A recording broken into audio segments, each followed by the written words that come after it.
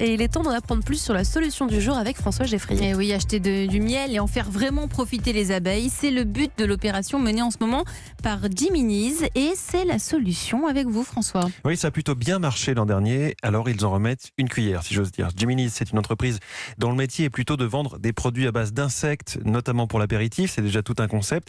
En ce moment, ils sont en pleine campagne Fête du Bruise avec 3 Z.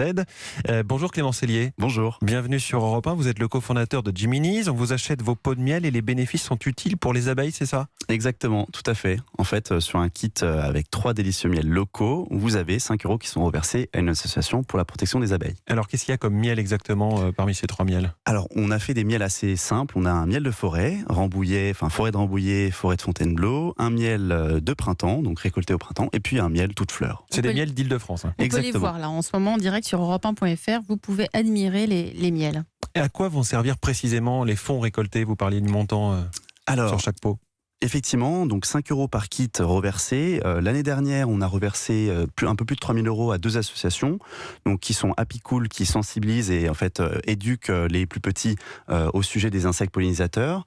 Et puis l'autre, c'est Pérennis, donc une association qui fabrique des nichoirs pour les abeilles sauvages. Donc on parle souvent des abeilles à miel, mais il y a aussi plus de 1000 espèces d'abeilles sauvages qui pollinisent et qui participent vraiment à tout l'écosystème qui nous entoure. Parce que le point de départ de cette opération, c'est la situation, le sort des abeilles qui sont en danger. Exactement. Alors les abeilles, effectivement, sont en danger. Elles disparaissent petit à petit. Donc c'est dû à plein de facteurs. Donc les insecticides, bien entendu, les aléas climatiques qui sont de plus en plus violents, et puis la monoculture principalement. Donc il y a plein de choses à faire.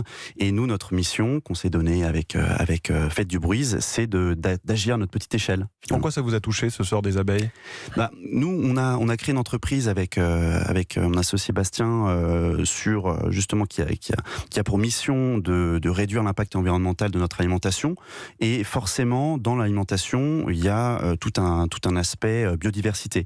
Aujourd'hui, les insectes sont en déclin. Il y a à peu près 76% des insectes volants qui ont disparu dans ces 30 dernières années. Bon, ce qui est quand même assez dingue. Hein. Quand on traverse la France en voiture, très souvent, on n'a plus vraiment d'insectes sur notre pare-brise. Ça a un impact évidemment sur toutes les autres espèces. Il y a à peu près un tiers des oiseaux qui ont disparu ces 15 dernières années en France. Donc c'est assez triste de se dire que nos campagnes vont devenir plutôt silencieuses petit à petit. Donc on est très sensible à ce sujet et on voulait agir à notre échelle avec notre entreprise. Et aussi avec Nature et Découverte. Donc vous allez reverser des fonds à cette fondation Nature et Découverte et vos miels sont mis en vente chez eux, ce qui vous permet d'avoir un espoir d'en vendre bien plus que l'an dernier. Exactement, en fait, la fondation Nature et Découverte donc est partenaire de cette opération avec Nature et Découverte. Et l'an dernier, on a pu récolter un certain nombre de dons. Et cette année, on espère faire beaucoup plus, effectivement, puisque les miels étant locaux, Nature et Découverte a pris a décidé de s'engager et de vendre ses kits uniquement en Île-de-France, du coup, pour le côté local. Pourquoi Sylvain Lambert, notre coach, ça vous inspire ? Oui, comment évolue le regard des Français sur l'alimentation insecte ? Petit à petit, effectivement, les gens s'ouvrent. Effectivement, c'est très long, ça va prendre du temps. Les sushis, par exemple, ça a pris 20 ans. Mais on a de plus en plus de clients. Et puis, ce qui est très intéressant, c'est qu'il n'y a pas qu'en France, puisque aujourd'hui, on est présent en un peu plus de 2000 points de vente en Europe, en Espagne, en Allemagne, aux Pays-Bas, etc., etc. Donc, en France, petit à petit, ça s'ouvre. C'est plus très rare, finalement, de croiser quelqu'un en soirée qui me dit « Ah, je connais Jiminy's, les insectes à l'apéro, j'ai déjà mangé ça. » Et puis, évidemment, on a sorti tout un tas de produits. Donc des barres protéinées, des pâtes, et on travaille aussi sur l'insteak, qui sera bientôt un futur steak. Et pourquoi vous faites cette campagne à durée limitée, donc, plutôt que de vendre ce miel un peu caritatif toute l'année ?